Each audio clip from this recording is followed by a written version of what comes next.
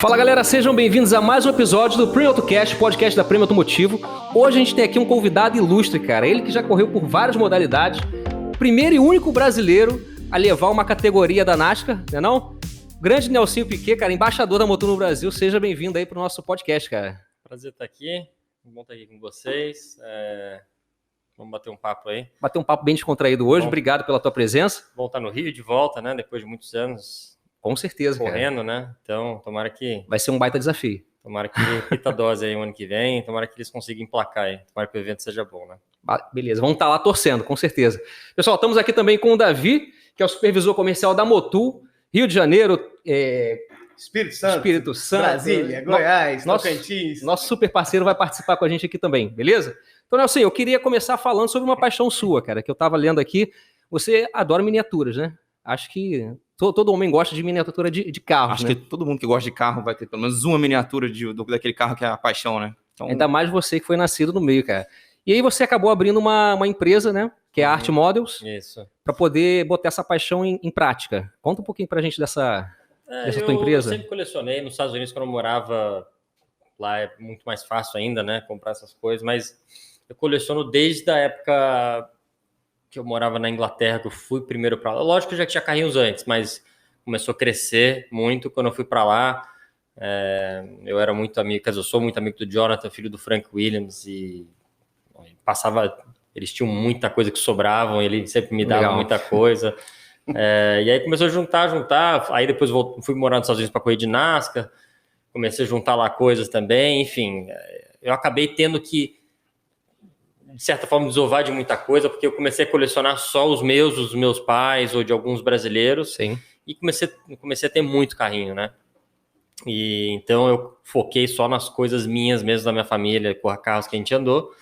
E como a gente acaba correndo cada vez mais né, vai fazer uma corrida aqui esporadicamente, outra aqui, não é só um campeonato inteiro com o mesmo carro, nem sempre as fábricas de carrinhos, eles produzem aquele carro, né? Vai fazer uma corrida em Le Mans, vai fazer uma corrida ali, nem sempre tem aquele carro. Sim. Então, quando eu vim para o Brasil, comecei a fazer os carros da Stock Car, alguns Porsches meus, e eu acabei assumindo já, não vou dizer que é uma fábrica, mas tinham duas pessoas que faziam isso. Eu acabei assumindo eles, e aí como a gente comprou algumas máquinas 3D para tentar melhorar. Óbvio que é muito artesanal o negócio, né? Não é uma empresa que é uma empresa que vai fazer no máximo 50 carrinhos por mês. Mas aí eu tentei focar mais só em Porsche, em estoque, porque eu comecei a fazer um pouco de tudo no início, mas é muito detalhe, muita coisa, e não valia a pena. Teria que cobrar muito caro para você pegar e fazer um carrinho totalmente diferente, que tem que desenvolver o 3D, e tem que fazer o molde. Eu vi, desculpa te interromper, eu vi, por exemplo, que o Zico encomendou um carro que ele tinha, um Toyota Celica, né? Isso, mas aí foi porque a gente fez uma produção de uma escala maior. Ah, sim. E aí a gente faz, mas se aparecer alguém lá e quiser fazer, eu quero fazer o Opala de 89, sei lá o quê, a não ser que ele pague um valor absurdo, né? Sim, imagino. Mas a gente, aí eu resolvi focar mais e atender o pessoal da Porsche da Stock, porque aí seriam só dois moldes da Stock, Toyota e Cruze, né? E os dois da Porsche, que é o 992 e 4.0. Para focar só nisso, porque fica mais fácil, né? Mas, na verdade, assim, a lista de coisas que eu quero fazer lá é tão grande, mas é uma coisa demorada, né? Muito artesanal. Mas realmente eu sou o único no Brasil que faço os pedidos do pessoal da Porsche e da Stock. Legal. Mas é trabalhoso, mas assim, é mais paixão do que qualquer outra coisa, né? Eu vi, inclusive, você está falando de paixão, você quer ter os melhores artesãos, né? Trabalhando nisso daí. Artesãos de... assim, você poder, né? Hoje em dia é difícil você pegar e tem um patrocinador que é 20 carrinhos. Se você vai fazer um pedido na China, nos Estados Unidos, na França, qualquer empresa grande, você vai ter que fazer um pedido de 1.000 para cima, né? É uma conta absurda. Então, para mim, vale muito a pena, não só para colecionar, mas também para trabalhar, para entregar para os patrocinadores, enfim, para fazer algumas entregas especiais, né? E sem contar a qualidade, né? Acho que se você faz uma produção menor, você pode focar mais na qualidade, mais em detalhe, do que numa linha de produção muito grande, Depende, né? Lógico que a gente não vai competir com a Mini Champs, né? Que deve ter umas máquinas muito mais eficientes, muito mais... deve fazer peças em 3D com muito mais detalhe. Mas pro Brasil, pro que a gente tem, eu acho que tá bom o suficiente, entendeu? Legal, porque, bacana. por exemplo, você vai comprar hoje em dia um carro tamanho 1.18, um carro bom, você vai pagar em média entre 2 e 3 mil reais, mais ou menos, entendeu? E a gente cobra até menos do que isso para você fazer um carro seu da Stock Car, por exemplo. Entendeu? Então, assim, eu acho que é um custo justo, né? Porque você está fazendo você está pagando o mesmo preço se você fosse comprar, sei lá, uma Auto Art. Lógico que vai ter muito mais detalhe, mas você nunca vai encontrar o seu, né? Você vai achar carros que fazem de linha, né? Então, enfim, mas a operação complicada, às vezes dá umas dor de cabeça aqui e ali, mas eu consigo adicionar carros na minha coleção que eu nunca poderia ter. Legal. Bem bacana, cara. E assim, tem gente que não sabe, você nasceu na Europa e você veio pro Brasil, se não me engano, aos 8 anos de idade, né? Exato. Nessa época você começou já a correr de kart? Eu cheguei, meu pai já me levou pro kartódromo e nunca mais saí de lá. Então já respondeu até outra pergunta. Eu ia perguntar se teu pai se começou por paixão, mas você tá inserido ali no meio, não tem como, né? A gente estava falando disso outro dia com o meu pessoal, assim, o pessoal, tem gente que pergunta, mas essa paixão por automobilismo começa pela convivência ou uma coisa do DNA? Eu acredito que realmente tem alguma coisa a ver no DNA, porque eu nasci e cresci na Europa e longe de pista. Não é que eu morava no sul da França que não tinha nenhuma pista em volta, né? Não tinha nada, não via kartódromo, nem nada. Eu fui para a pista 2, 3 vezes com meu pai, dos 2 anos de idade aos 6, né? Então, assim, não é uma coisa com frequência que a gente ia, que acaba se acostumando com o cheiro, com aquela coisa que né, que se acaba pirando. Mas eu, em casa mesmo, naturalmente minha mãe me dava carrinho, aqueles mini champs, não, aqueles matchbox, né? Sei lá o que era na época. E eu brincava com aquilo o dia inteiro. Até o Lego que eu tinha, ficava montando pista. Mas assim, por exemplo, se passasse uma coisa de Fórmula 1 na TV, eu não conseguia assistir, porque era uma coisa demorada, eu não tinha interesse nenhum, entendeu? Não era de assistir. Eu tava até falando, a época, o VHS que eu colocava para assistir era um VHS que tinha de muita batida e que via de tudo quanto é categoria, de BTCC, a DTM, a coisa na Austrália, Estados Unidos.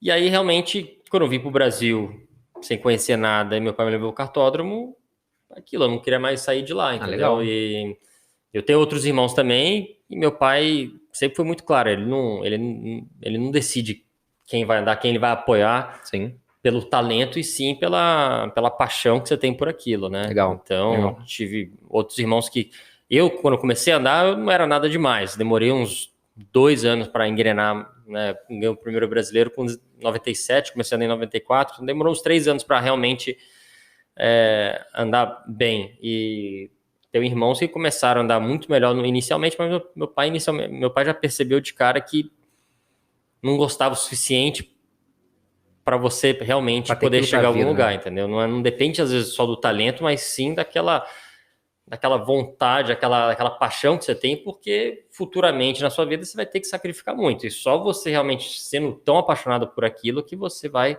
conseguir fazer esses sacrifícios que não acaba acontecendo durante a sua carreira. Sim, bacana.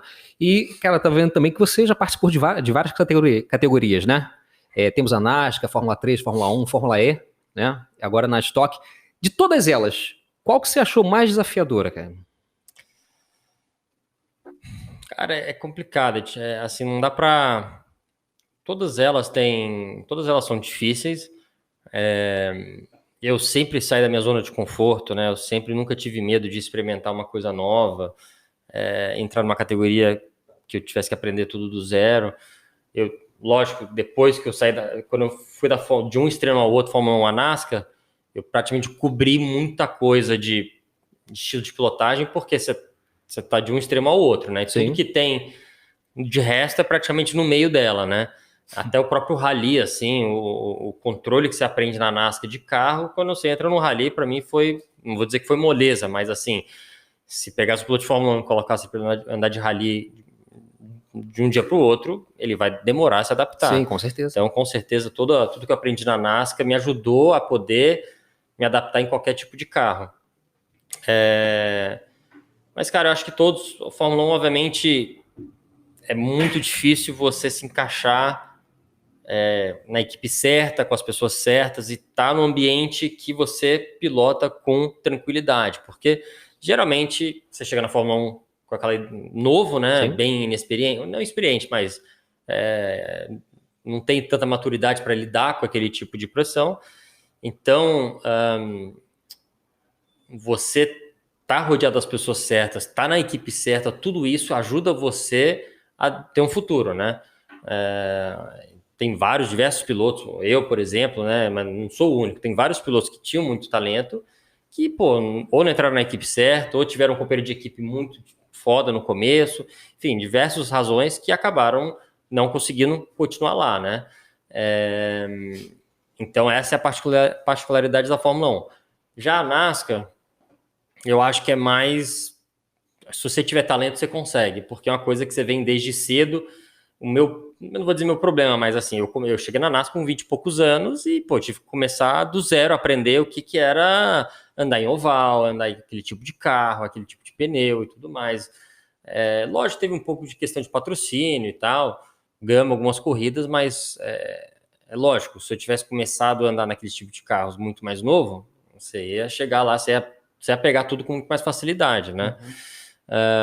Então, mas a NASCAR, acho que a dificuldade da NASCAR é mais assim, eles correm tantas corridas por ano que, assim, além de eu ter chegado lá um pouco mais velho, né, eles fazem quase 40 corridas por ano. Então, assim, são 38 corridas, né, o calendário. Então, eles acumulam muita experiência, né? É diferente da Fórmula 1 que anda muito pouco, né? Lógico, tem os simuladores hoje em dia e tal. Mas na NASCAR eles acumulam muita quilometragem. Então, para você recuperar esse, entre aspas, tempo perdido, leva muito tempo, né? Pega um próprio Montoya, que veio da Fórmula 1, foi para lá, Sim. Ficou vários anos, mas acho que muito pela amizade que ele tinha com o Ganassi. Na época, ele deve ter ficado quase 10 temporadas lá, né? O carro da Target.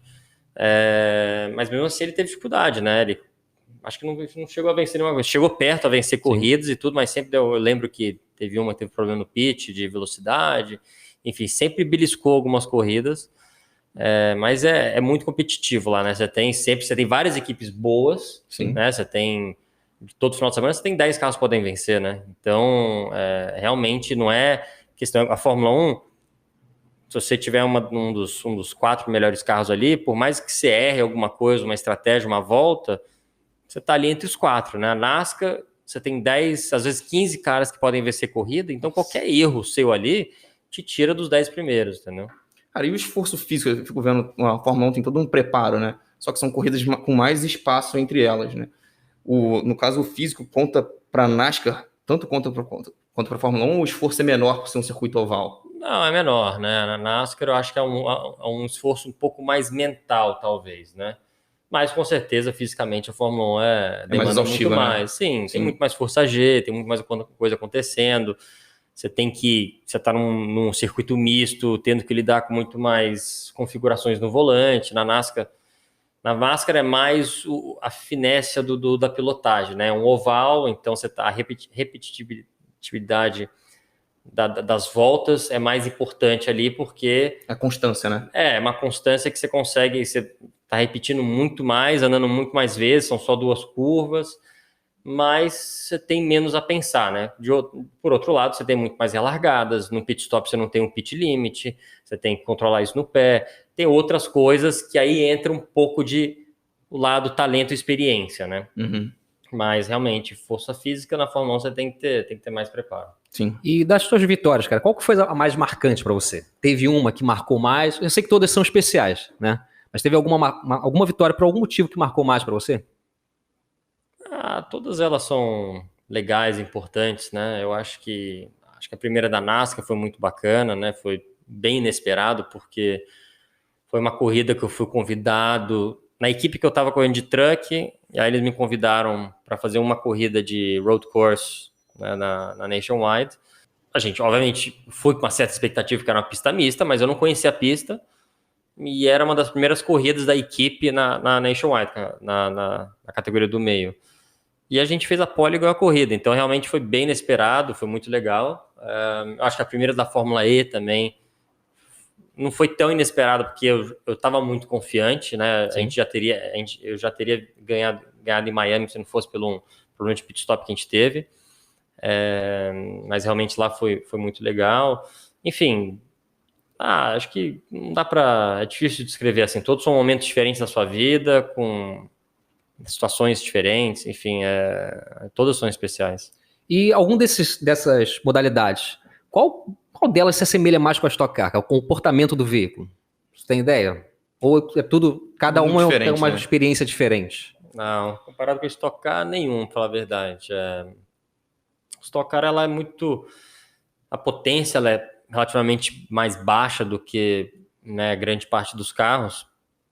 Então acaba nivelando um pouco, não vou dizer nivelar por baixo, mas assim, eu acho que as diferenças entre as equipes são muito próximas também, porque o carro não é tão rápido. Acho que o carro, se botasse 100 cavalos a mais, por exemplo, você ia começar a sentir mais diferença entre as equipes, né? Setup começa a aparecer, mais, né? Comportamento, por exemplo, né? Desgaste de tração, freada, tudo isso aí ia começar a fazer diferença. Quando você pega, é a mesma coisa pegar no kart, um cadetinho andando, você pega de uma melhor equipe, a diferença não consegue ser tão grande. Agora, você botar um shifter, um six-speed no kart, uma equipe muito boa com uma equipe menor, a diferença já vai ser maior, entendeu? Porque você tem mais desgaste, tem mais coisa acontecendo, enfim, o carro sofre mais.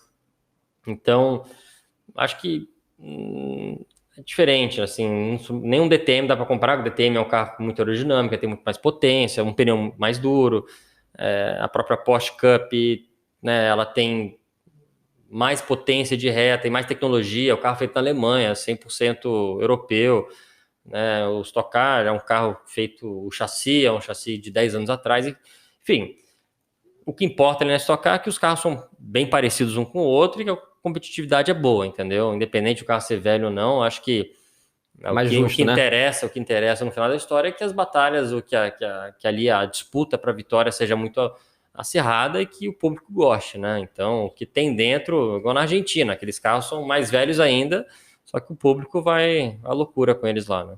Sim. Entendi. Agora, quando é que começou essa parceria com a Motu, cara? Você sempre gostou muito da marca? Você que teve essa paixão pela marca? Começou no início do ano passado, quando eu resolvi fazer minha própria equipe, tomar essa aventura. E, na verdade, quem me conectou na época com a marca foi o Fred, presidente da Jaguar Land Rover do Brasil. Ele tinha uma amizade com nosso ex-chefe.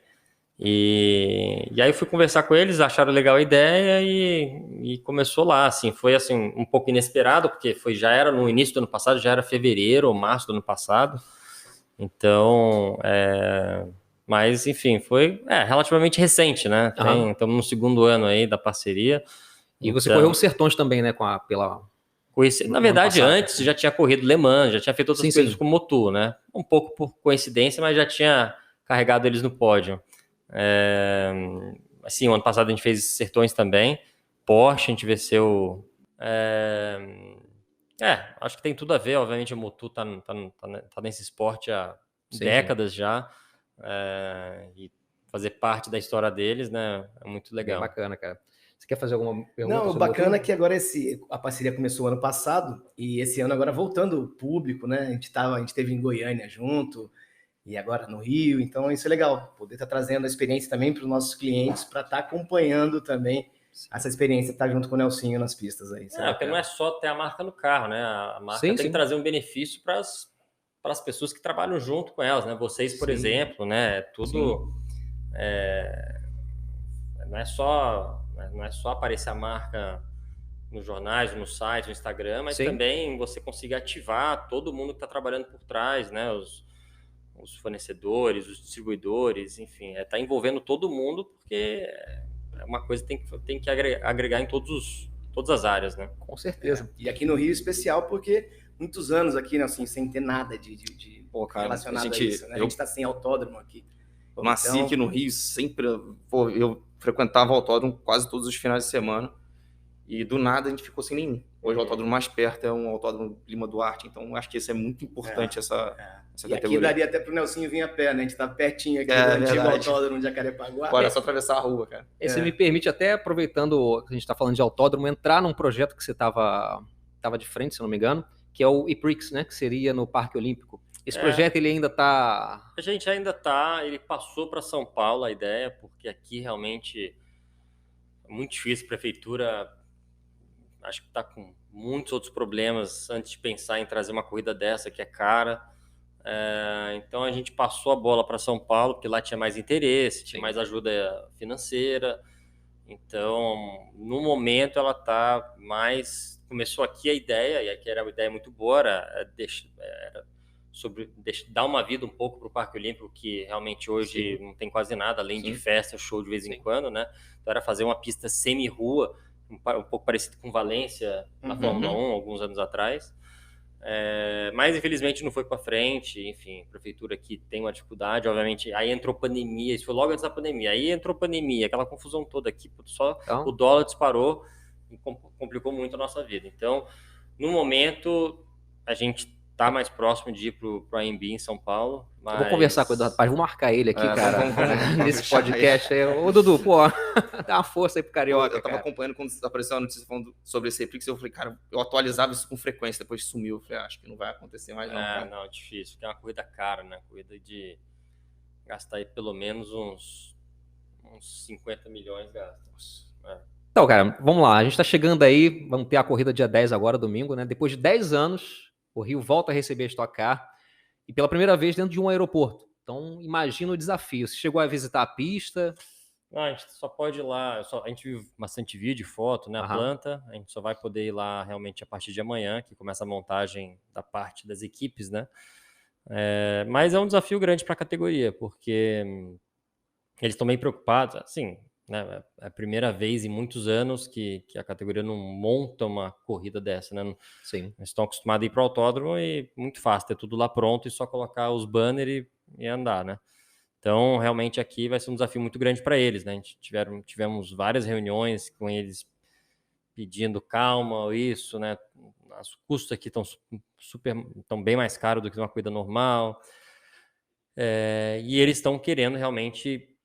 Essa prova vai ser importante para eles, porque se fizerem um trabalho bom, a gente consegue voltar os outros anos, né? Então vai depender muito do resultado desse ano, de tudo, né? Do trabalho da Vicar, da corrida em si, da transmissão, enfim, todo mundo realmente seria bom poder voltar aqui todo, porque a corrida é diferente, né? Por mais que seja uma corrida muito mais cara para a organização, com certeza uma corrida também que chama muito mais atenção, então naturalmente traz muito mais verba. Então, vamos ver. Acho que eu estou mais preocupado realmente no carro e vencer a prova, né? Mas realmente para a organização é um desafio grande. E tendo visto as fotos e vídeos que você falou, quais são suas expectativas? O que você acha que você vai encontrar lá de dificuldade, cara? Maior? Eu acho que vai ser uma pista um pouco mais... Não é uma pista ondulada, mas você vai ter que achar algumas... Com certeza, ao longo dos treinos, a gente vai percebendo onde estão os desníveis maiores e tal, e só aprender isso para aprender um pouco o caminho.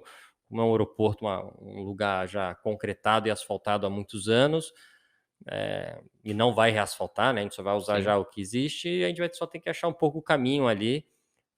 Uma pista relativamente curta, com muita reta, então não vai ser tão técnica. Eu acho que é mais a questão de achar o caminho, desviar dos buracos maiores, né? Se você conseguir realmente andar num lugar que não tenha muito desnível, você consegue andar com o carro um pouco mais baixo, e aí você tem uma vantagem, porque todo mundo vai começar com um carro bem alto aqui, né? Preocupado em realmente arrancar a parte de baixo do carro.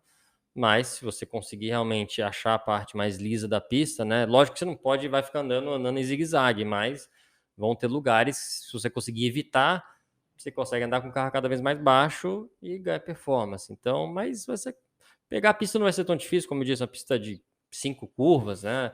Mas acho que fizeram talvez um pouco de propósito para ter bastante vácuo e para todo mundo ficar um perto do outro e ter bastante ultrapassagem e disputa, né? Então você pode dizer que o acerto do carro vai ser decisivo, então?